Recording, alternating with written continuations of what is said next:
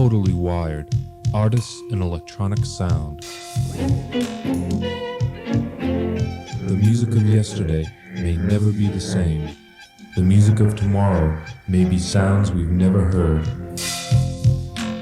We live in an electronic world. These are the sound shapers of our era. Totally Wired. We are all totally wired. Electricity surges through our bodies as part of the biochemical process of life. Yet it's only been in the last 30 years or so that we've effectively used electricity to make music. And music will never be the same again.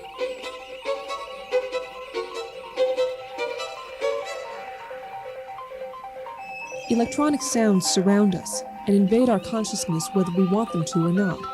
Touch-tone phones, video games, bank machines, and the 60-cycle hum of a fluorescent lamp transmute the air into a live wire of sound.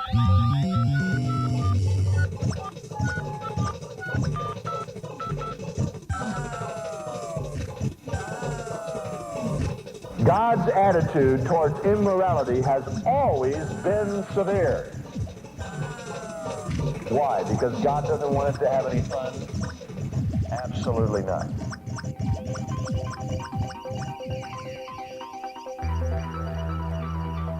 But this doesn't speak to the beauty of electronic music, or its ability to transport us. If music is a form of universal communication, then the synthesizer may be the first instrument of Marshall McLuhan's global village. Electronic signals crisscross the planet, connecting us in 1,000 different ways, and now reach out into the stars.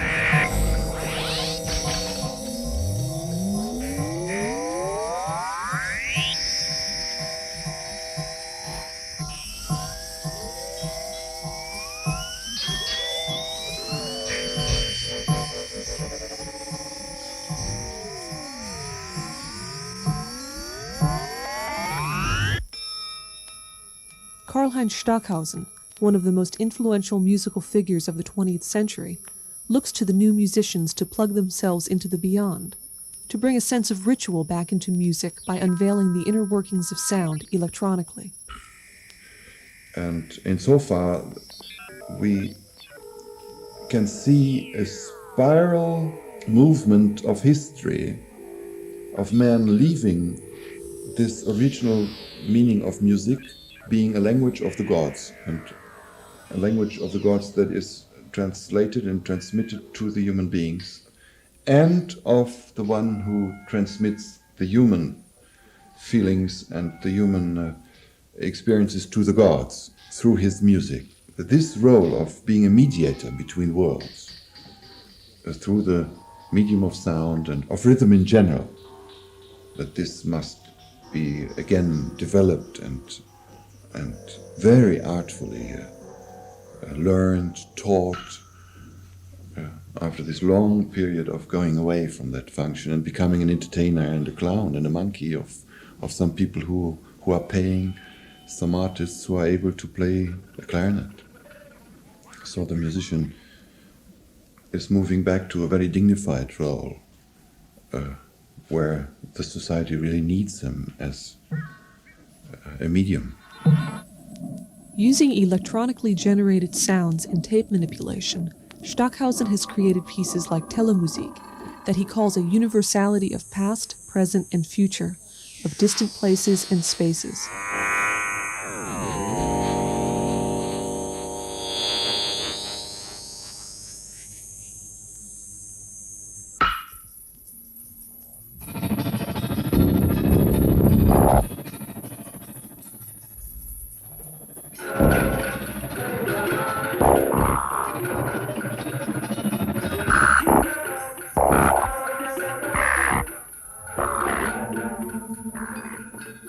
What is electronic sound? Is it different from acoustic sound? Ever since Alexander Graham Bell invented the telephone, we've been transmitting sound through wires and experiencing much of our world electronically.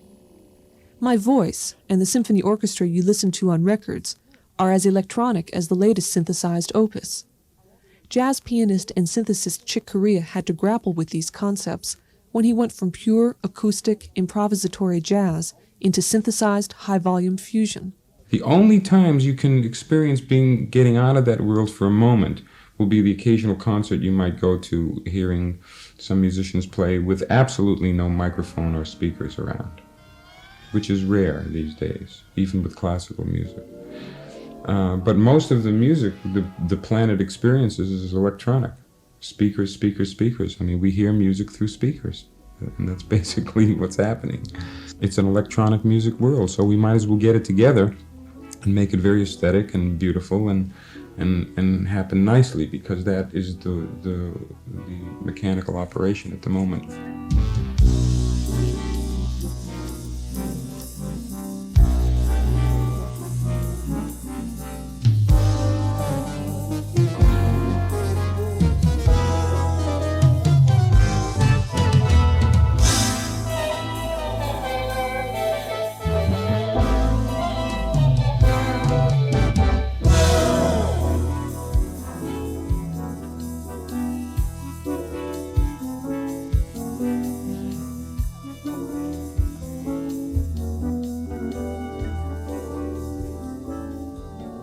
One of the first electronic instruments, a 200-ton monstrosity called the telharmonium, was even specifically designed for transmission over phone lines. While Chick Corea plays the slick, streamlined instruments that we've come to know as today's synthesizers, synthesist and scholar Gilbert Trithall relates some of the earlier problems of harnessing electricity for music. They brought the telharmonium down to New York, set it up on a hall about on 33rd Street, and they named it Telharmonic Hall, and started and sold music over the telephone lines. It was the first Muzak. There was no amplification. DeForest didn't invent the vacuum tube till 1906. This was about 1903. The whole thing had to run at full voltage because there was no amplifiers. And the full voltage on the thing was like 1,400 volts or something. He had tremendous arcing problems on the contacts when you would open and close for notes.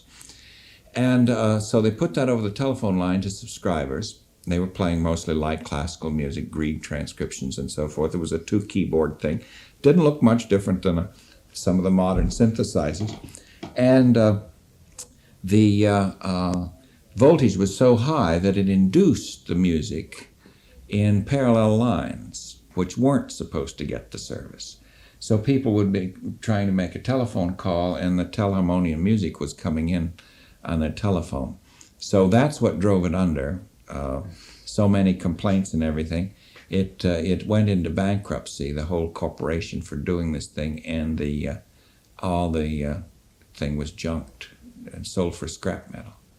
See, it was the first Hammond organ. Hammond used the patents on the telharmonium to develop his, because what it did is he had a whole bunch of alternators, and you know, if you have an alternator and it develops an AC current at 252 cycles per second, it will sound a middle C played through your telephone or through a loudspeaker.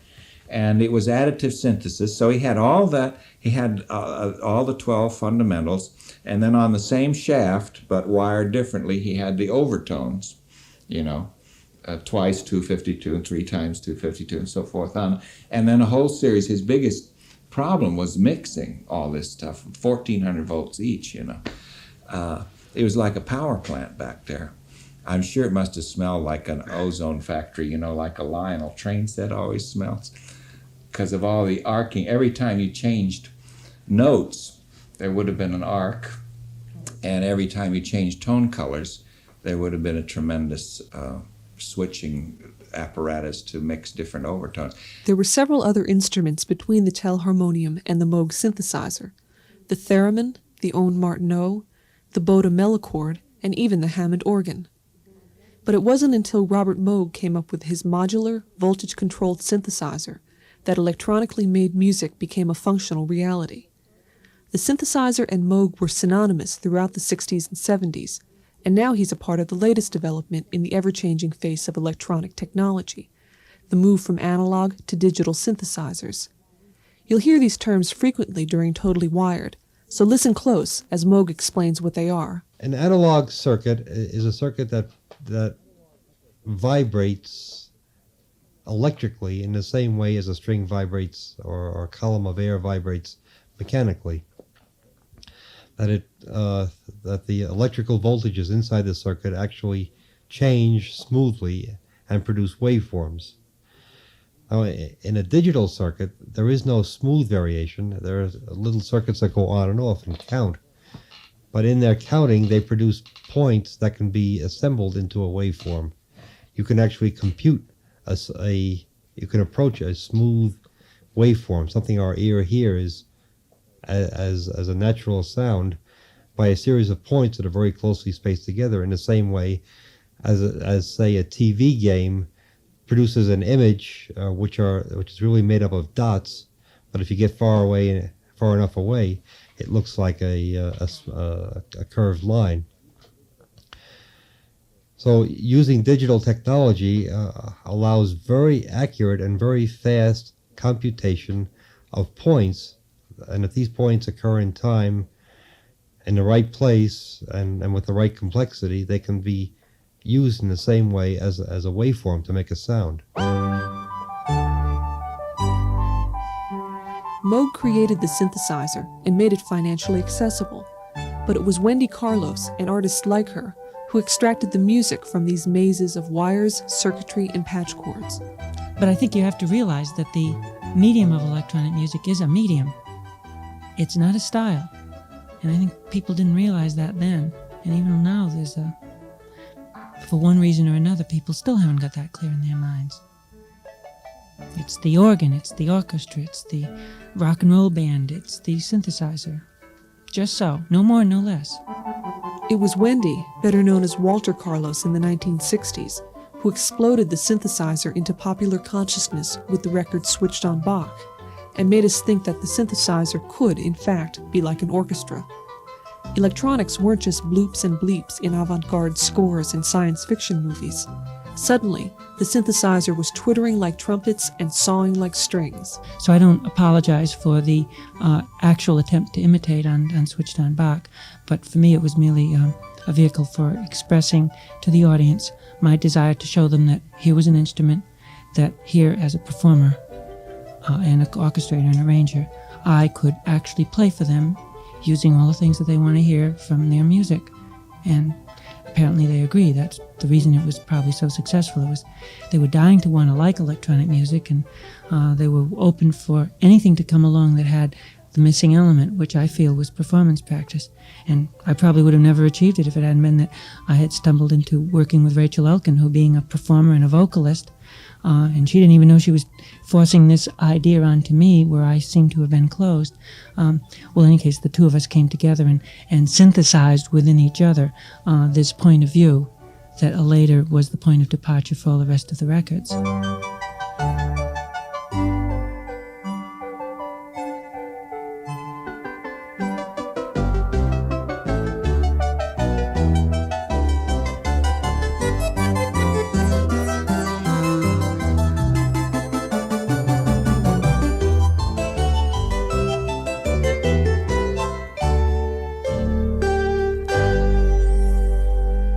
Perhaps the entire history of music has only been a preparation, giving us the tools to play the synthesizer in a natural and expressive way. Malcolm Cecil introduced Stevie Wonder to the synthesizer and is himself a gifted composer for his instrument called tanto, the original new timbral orchestra. He recalls how the early training he and his partner Robert Margouleff had as conventional musicians allowed them to create naturally on the synthesizer. We didn't approach the thing pianistically. So he as a singer is aware of breathing. I as a rhythm player am aware of the subtleties of patterns and of rhythm patterns. So bringing those two things together, we brought those two consciousnesses into the synthesizer, and we used the synthesizer as an instrument, and we made it breathe.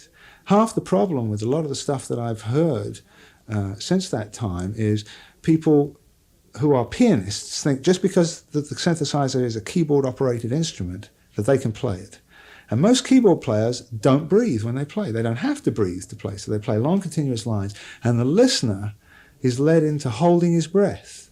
And the result is you feel exhausted listening to this music because these lines go on and on and on. You think, and subconsciously, people hold their breath while the line comes. Then if a break comes in the line, Now you can breathe. So, like Bob and I discussed this a lot in the early days. Sometimes I would fall into that trap and I'd go rattling on and Bob would say, lift, lift. I'd say, what do you mean lift? I thought he meant elevator, Somebody's coming up the elevator. So he said, no, lift your finger off the key. What do you mean? He said, I'm dying. I'll pass out on the floor.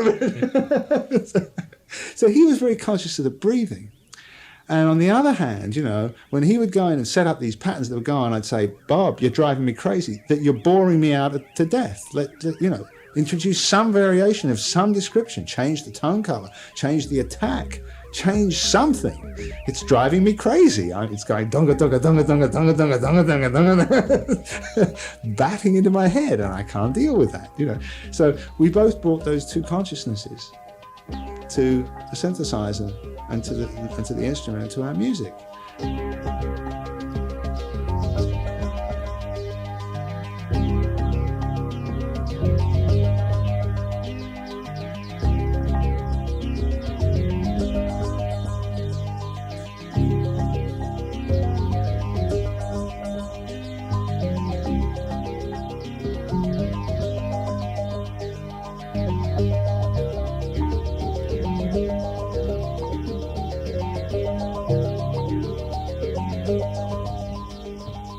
Switched On Bach sent many musicians running for the hills, or at least their local chapter of the American Federation of Musicians, who attempted to ban the synthesizer from recording studios in the 60s, claiming it would replace conventional musicians. More recently, the British Musicians Union had the same reaction to the new digital synthesizers. But top Los Angeles studio synthesist Michael Boddicker believes that if a musician is good, he'll adapt and try to integrate those sounds into his own playing. Even the French horn players, Vince DeRosa and David Duke and those people, Vince DeRosa, the best French horn player in the world alive in the last couple hundred years. I mean, amazing musician. And he wants to know, okay, if I put a contact mic on the bell of my French horn, what can I run it through to make it sound like a synthesizer? What can I do? I mean, the Happening Cats are interested in all that. They're interested in expanding their musical horizons. They're not threatened that they're going to be replaced. They're trying to keep up on the new noises so they won't be replaced. Because it's inevitable. I mean, it's inevitable that music will change. Musical instruments that are being used, that even the standard orchestra today are not the same instruments that were being used 300 years ago. It keeps developing.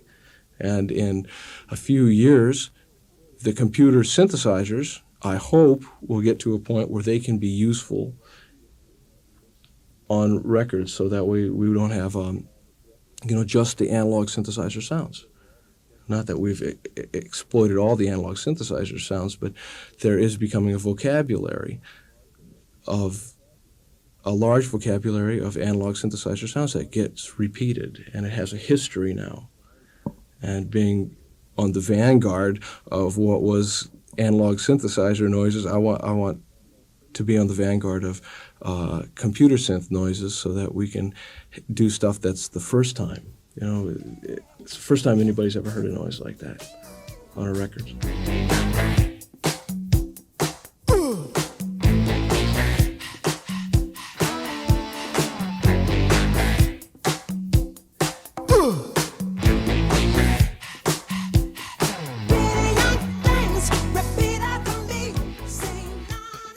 Boddicker has been fortunate that the slings and arrows aimed at electronic music were exhausted long ago.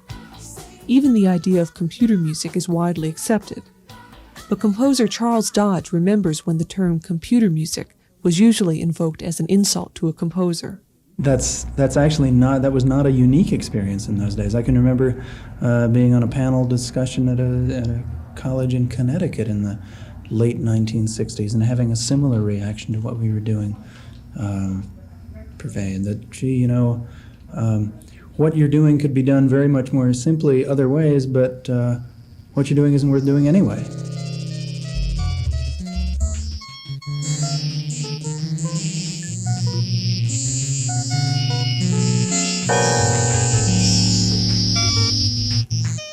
Now, computer synthesis is within the means of anyone who has a home computer. Dodge recalls that it was the dream of Bell Laboratories engineer Max Matthews to have a device on which the non-technician and non-musician could make electronic music. I'll never forget a class at Columbia, which Max Matthews taught sometime during the year 1965-66, where Max talked about computer music. Of course, none of us at that time knew anything about it. Then, I think I mentioned earlier, there were probably only 15 people in the world making computer music. And Max, he was a very mild-mannered man and always makes understatements, his manner of communicating, but who was very straightforward, said, you know, I expect that the work that I'm engaged in will eventually result in a situation where, for example, a plumber could come home after work and sit down and instead of watching television, could sit down and make computer music.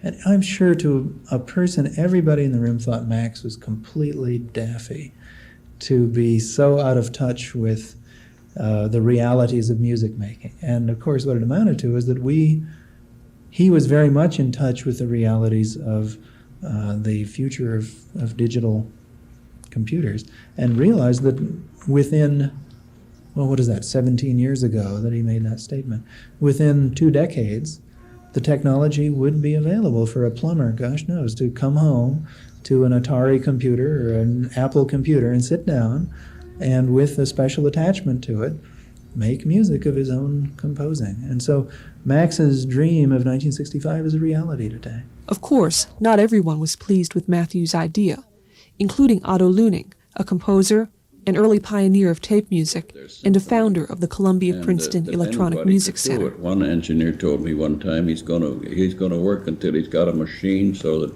if the tired plumber comes home at night, he can make his own music.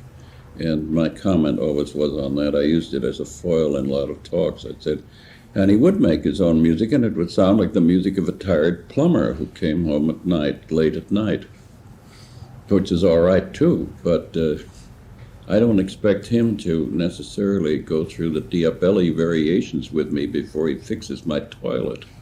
But one of Luning's students, John Appleton, himself a highly regarded composer in musique concrète and digital synthesis, doesn't see the computer as making music more abstract, but instead making it take the place of the family piano in the parlor. I think that the big revolution is these small digital oscillator banks that hook onto Apple computers, and where people in their home for $1,000 or so can have a music system.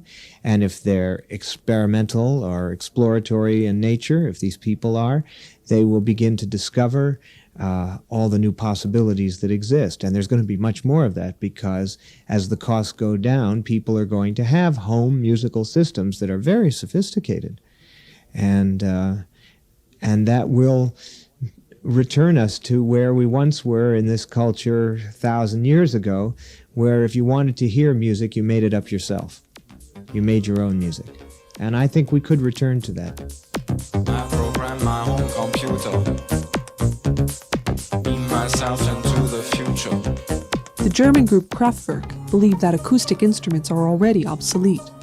Their doctrinaire philosophies, mechanistic rhythms, and toy melodies look only towards an electronic future. I think mainly it's so much to be done from now on into the future that there's really no time for historical things, because the way things are now, everybody has to concentrate on getting things going for the future.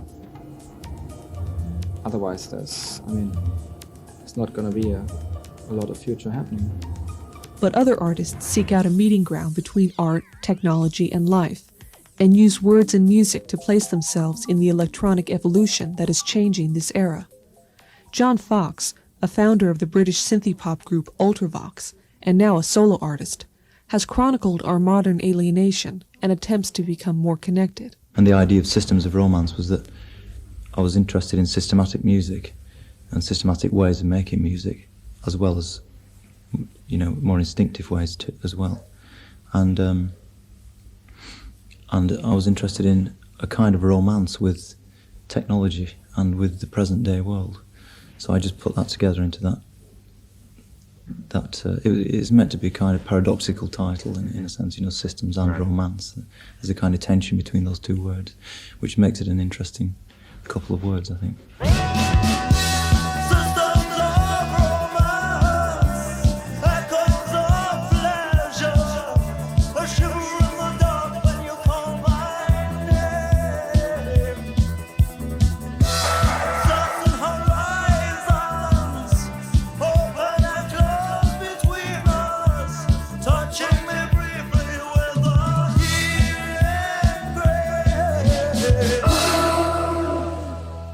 But Academy Award-winning composer Vangelis brings us back full circle to the beginning, in which electronic instruments, like music, are only a part of nature. I'm into nature, really. I listen a lot of natural sounds and things like that. Which, to me, I mean, when you listen to a thunder, or say this is a natural sound, I mean, come on, it's the same thing with the synthesizers. This is exactly the same. Wind, the air, I mean, the water, everything. It's the same thing. Electricity, energy. It's amazing.